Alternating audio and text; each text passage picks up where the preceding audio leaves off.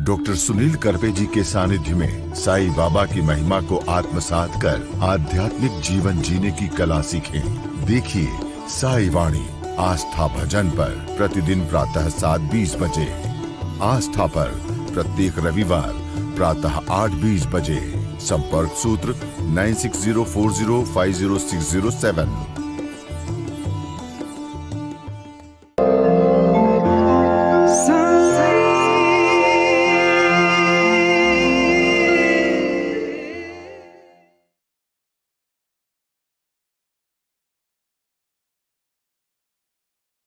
साईं तेरे चरणों में कोटि प्रणाम।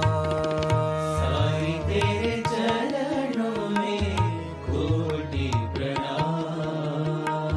साईं तेरे चरणों में कोटि प्रणाम। साईं तेरे चरणों में कोटि प्रणाम। शरण में ले लो साईं प्रभो। शरण में ले लो साईं प्रभो। शरण में ले लो साईं प्रभो। शरण में ले लो साईं प्रभो। नमस्कार मेरे प्रिय आत्मन, आज का प्रश्न है साईं वाणी करते समय पूरी तरह से सजग कैसे होना चाहिए। मैं इस बात के लिए बहुत शुक्रगुजार हूँ कि उनको ये प्रश्न पड़ा, मतलब उन्होंने सोचा है और साईं वाणी को करने के लिए और साईं ध्यान और साईं क्रिया के बारे में कम से कम आप सोच तो रहे हो। और ये सोचना बहुत महत्वपूर्ण है, इसलिए महत्वपूर्ण है कि आप अपने जीवन में बदलाव लाना चाहते हो। बहुत सारे लोग हैं, देखो जिंदगी में किस चीज के डर है आपको? हर एक को मृत्यु का डर है। मतलब हर एक को लगता है कि मैं मर ना जाऊं, मुझे दुख होता है, मुझे परेशानी है। दुख तो आने वाला है, सुख के बाद दुख है, दुख के बाद फिर से सुख है, सुख से बाद फिर से दुख आएगा। मृत्यु तो हर घर में है। एक महिला थी, बुद्ध के जमाने की कहानी है, और वो बहुत रो रही थी क्योंकि उनका एक लौता बेटा गुजर गया था। तो वो गई बुद्ध के पास, किसी ने कहा कि पास के गांव में बुद्ध आए हैं, जाके उनको मिल ले, तेरा शायद बेटा मरा हुआ बेटा वो जिंदा करके देंगे, वो तो भगवान है। वो बुद्ध के पास गई और बुद्ध के पास रोने लगी, गिड़गिड़ाने लगी और कहे, हे भगवान, मेरा एक लौता बेटा गुजर गया, जो मेरे जिंदगी का चिराग था, मेरे जीवन का लक्ष्य था, वही नहीं रहा, मैं क्यों जीऊं, मेरे बेटे को जिंदा करो। बुद्ध स्मित हास्य करते और कहते हैं, माँ मैं तेरा बेटे को जरूर जिंदा करूंगा, बट एक बात याद रखना, तू किसी गांव में जा, इसी गांव में जा, और वहां से एक छोटे से मुट्ठी भर धान लेके आना, जिस घर में एक भी मौत नहीं हो। तो एकदम परेशान होते तो कहती, मैं अभी लाती हूँ, मुझे कोई भी देगा। और फिर वो जल्दी उस गांव में चली जाती है, अपनी व्यथा कहती है। लोग कहते हैं, बहन मुट्ठी भर क्या, तेरे को बैलगाड़ी भर मैं धान दूंगा, लेकिन हमारे घर में किसी न किसी की तो मृत्यु हुई है। पूरे गांव घूमती है, शाम को पहुंचती है बुद्ध के पास। गौतम बुद्ध बोलते, क्या हुआ, आपने लाया धान? तो उन्होंने प्रसन्नता के साथ, उसके चेहरे में दुख में भी एक प्रसन्नता थी, उन्होंने कहा, मुझे आपके जो आपने संदेश दिया उसका बोध हो गया, मुझे अभी कोई किसी को जिंदा करके नहीं करना है, क्योंकि हर घर में मृत्यु है, लेकिन मृत्यु आने से पहले हमें जीना है। बहुत सारे लोग परेशान हैं अपने जीवन में। आप कितना दौड़ोगे, कितना दौड़ोगे मुझे बताओ, कहीं ना कहीं तो रुकोगे क्या, नहीं रुकोगे। साईं वाणी का तो मतलब यही है, ध्यान में जाओ, जीवन में वही खुशी है, लेकिन सजगता के साथ जियो। कभी कभी लोग हर छोटी छोटी चीज को बिल्कुल अहमियत नहीं देते, कहते कितनी छोटी चीज है, क्या हो सकता है। स्वच्छ भारत करने से भारत थोड़ी स्वच्छ होगा, पहले हमें खुद को स्वच्छ होना पड़ेगा, हमें आजू बाजू में स्वच्छता करनी पड़ेगी, फिर गांव की करनी पड़ेगी, फिर जिले की करनी पड़ेगी, फिर राष्ट्र की करेंगे, फिर देश की करेंगे। लेकिन हमें शुरू से, अपने से शुरुआत करनी पड़ेगी। दूसरों को खाली बोध करके फायदा नहीं है। जो छोटी छोटी कहानियां बताते हो ना, तो इसका मतलब ये है कि आप अपने जीवन में सजग बनो। नरक और स्वर्ग के बारे में तो आपने जाना है, ये भी कहानी बहुत महत्वपूर्ण है। आप समझो, आपको स्वर्ग में जाना है। स्वर्ग नर्क कहीं दूसरी जगह पे नहीं है, अपने पास ही है। जापान की कहानी है, वहाँ समुराई, जो वहाँ के योद्धा जो होते हैं उसको समुराई कहते हैं। और एक ह्युआन नाम का बहुत बड़ा समुराई था, ह्युआन।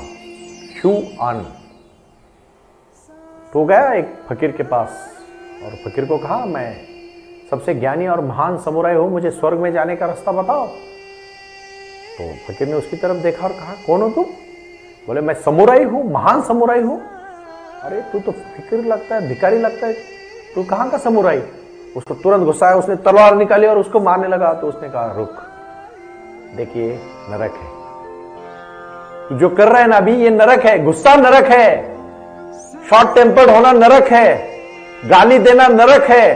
किसी के साथ, मैं भी मेरे जीवन में कुछ गलतियां, मैं पहले जब बहुत जोर शोर से बात करता था, थोड़ी थोड़ी चीजों से मुझे भी गुस्सा आता था, लेकिन जब मैं साई वाणी करने लगा, बाबा ने एनलाइटमेंट में मेरे जीवन में बदलाव लाया, मैं खुद बदल गया। मेरा एक दोस्त मुझे पूछता है, बहुत दिन हुए यार तेरे मुंह से गाली नहीं सुनी। दे नहीं सकता मैं अभी, क्यों? मैं सच के, मेरे खुद के एक्सपीरियंस बोल रहा हूं। मैं दूसरों की पटी हुई बातें नहीं कह रहा हूं आपको।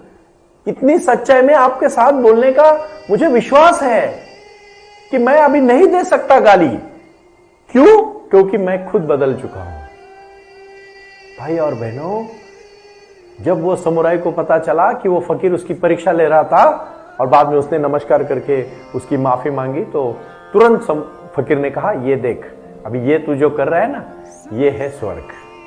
मतलब नम्रता से, लीनता से, विश्वास से, प्यार से, समोपचार से अपने एक दूसरे का हाल पूछ के जीना मतलब है स्वर्ग। और गुस्सा करना, गाली देना, तलवार से मारना, यह है नरक। देखो ना, कितनी सारी समस्या सिर्फ गुस्से से पैदा हुई है। अपने जीवन में कुछ करना चाहते हो भाई और बहनों, तो आपको बदलना पड़ेगा, बदलाव लाना पड़ेगा जीवन में। आपको बहुत सारी चीजें ऐसी है, आपको खुद को बदलनी पड़ेगी। और जब एक बार बदल गई तो आपको किसी चीज की फिर जरूरत नहीं है डरने की। यही तो बात है, यही तो जीवन है। क्यों मैं बार बार ये कह रहा हूं आपको कि अभी आपको क्या करना है? सजगता से रहना है। एक बार एक ऐसी तीसरी और महत्वपूर्ण कहानी है। सजगता क्या है, ध्यान क्या है, जीवन क्या है, साई की क्रिया क्या है, साई बाबा ने क्या सिखाया अपने भक्तों को।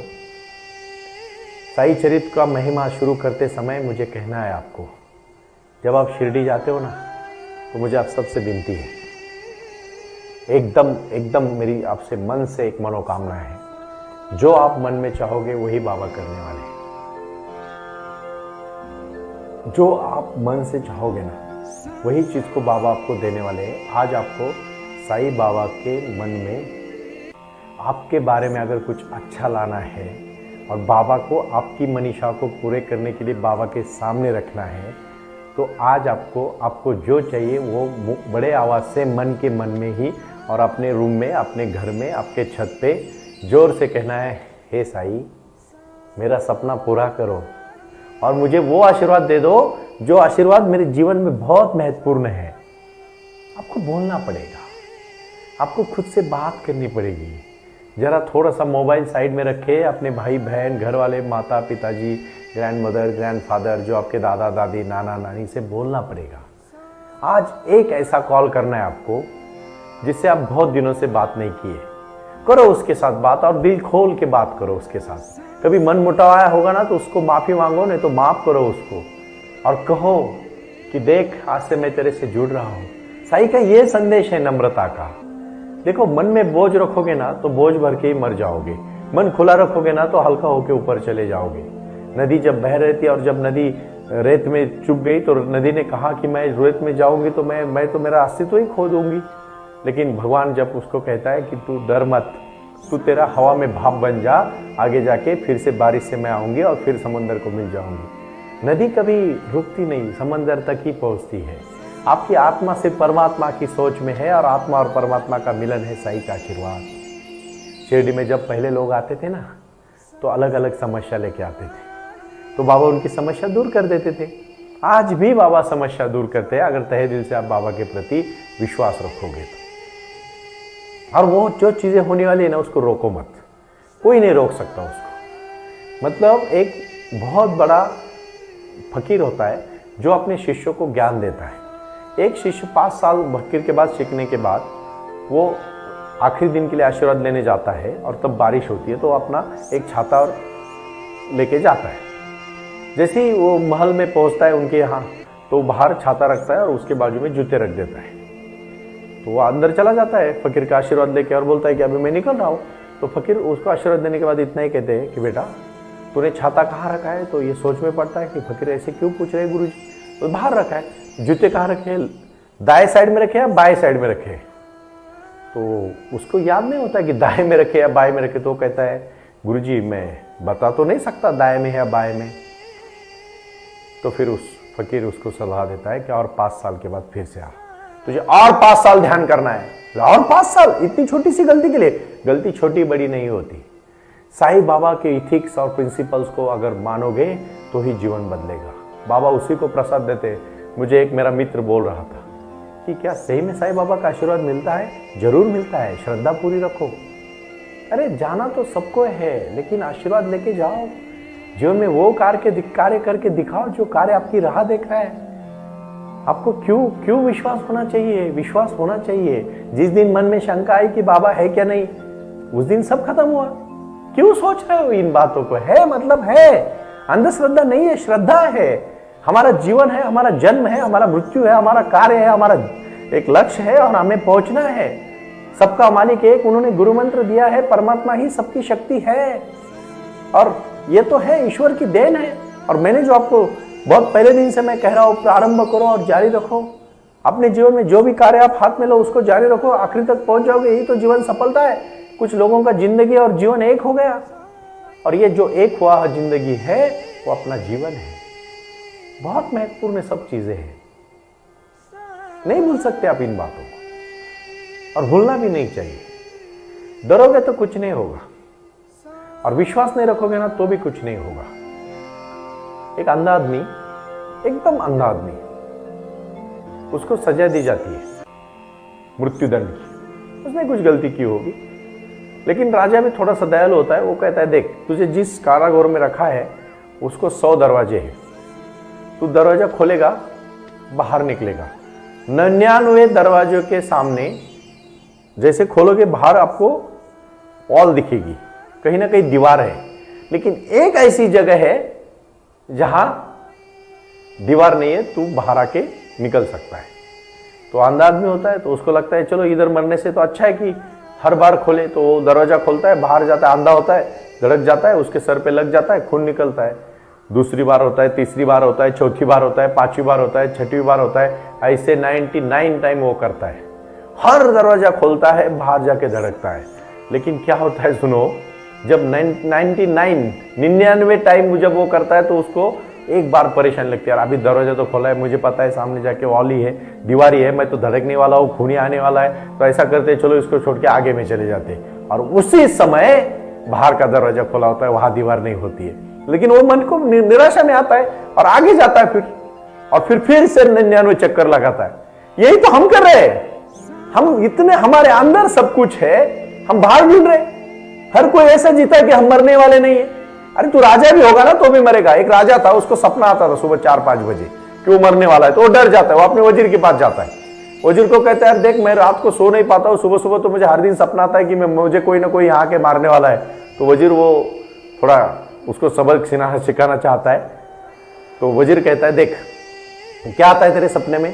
बोलता है मेरे सपने में ऐसा आता है कि यमराज यहाँ आ रहे, मेरे सामने खड़े और मुझे अभी लेके जाने वाले। तो वजीर कहते हैं तो ऐसा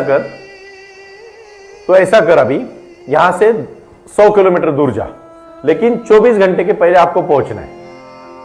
100 किलोमीटर 24 घंटा वो अपने अच्छे घोड़े को लेता है, घोड़े में बैठता है और सीधा निकलता है। मरने से अच्छा है, उसको लगता है कि वहां जाके ना मरूं।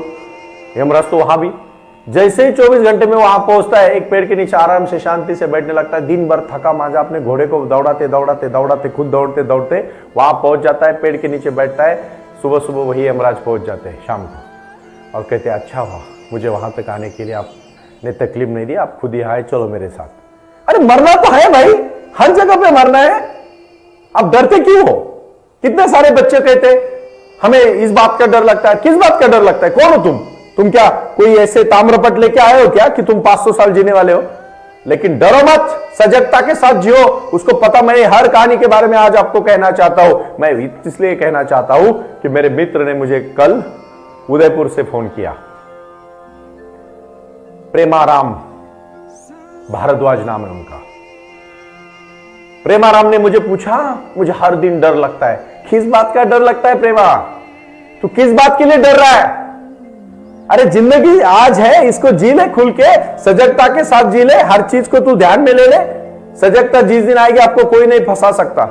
सजगता जिस दिन आएगी आपको कोई नहीं डरा सकता, और अपने जीवन की शाश्वत तपति हो चलेगी। पता चलेगी ना, कोई उस औरत को बच्चा प्यारा था, लेकिन जब गौतम बुद्ध ने बोला ऐसे घर में जा जहां कोई मरा नहीं है, कोई भी नहीं उसको मिला, तो इसका मतलब हर घर में दुख है। दुख क्या सिर्फ अपने पास है क्या? आपको लगता है कि आपको सब कुछ होने के बाद भी आप बोलते हो मुझे भगवान ने कुछ नहीं दिया, अरे इतना तो तुझे दिया, तुझसे गरीब लोग देख।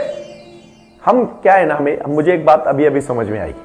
कुछ दिन में जब जाता हूं, इतने हजारों लोगों को मिलता हूं, क्योंकि मैं आपको फिर से कहूंगा, मैं खाली भाषणबाजी करने के लिए यहां नहीं रुका हूं, बिल्कुल नहीं रुका हूं। मुझे बिल्कुल कोई सिर्फ इंटरटेनमेंट करने में मजा नहीं। अगर आपका जीवन नहीं बदलेगा मैं कुछ नहीं बोलूंगा। हर दिन मेरी कार्यशाला बहुत व्यस्त रहती है, हजारों करोड़ों लोग आके मुझे मिलते हैं, मुझसे सलाह मशवरा करते हैं और आगे जाके अपना कार्य करते हैं, अच्छा कार्य करके जीवन बदल लेते हैं। कितनी अच्छी बात हो रही है। इंटरटेनमेंट नहीं चल रहा है, ये ध्यान और ज्ञान है ना, ये आप सबके लिए है और बदलाव लाना चाहिए। साईं बाबा का आशीर्वाद है।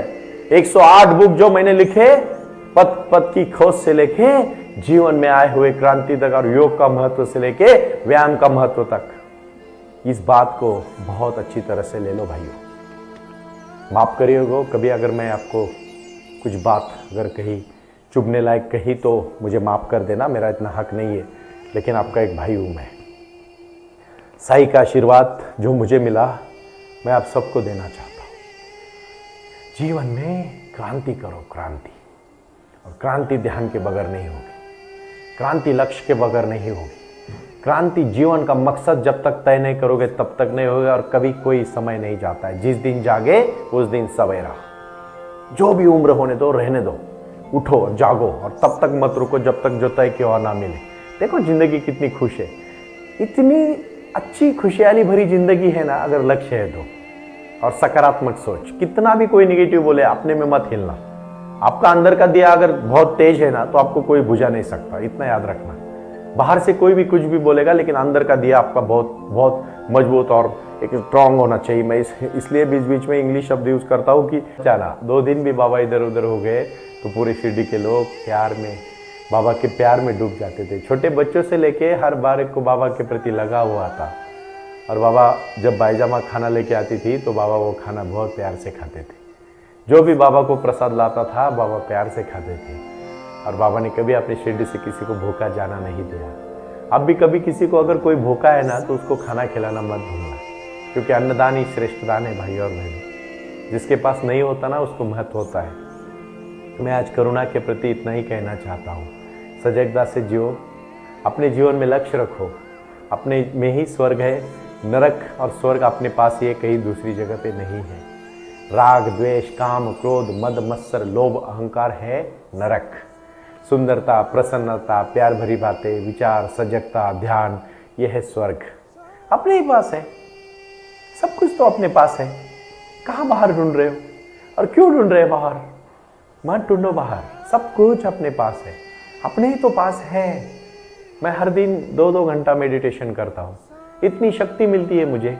जो आपके साथ मैं वार्तालाप करता हूँ, उसके बाद मैं वकालत करता हूँ, मेरा पूरा दिन का काम करता हूँ। हर दिन मैं नए 500 लोगों को मिलता हूँ, उनके साथ संबोधित बातें करके मैं हर सैटरडे संडे को मेरे ट्रेनिंग्स लेता हूँ, प्रोग्राम रहते हैं, लोगों को संबोधित करता हूँ। मुझे कोई बाबा ने जो शक्ति दी है सिर्फ ध्यान की शक्ति दी है, मुझे अंतर्भूत शक्ति दी है और मैं आप सबको बांटना चाहता हूँ। ओम साई राम, प्रणाम।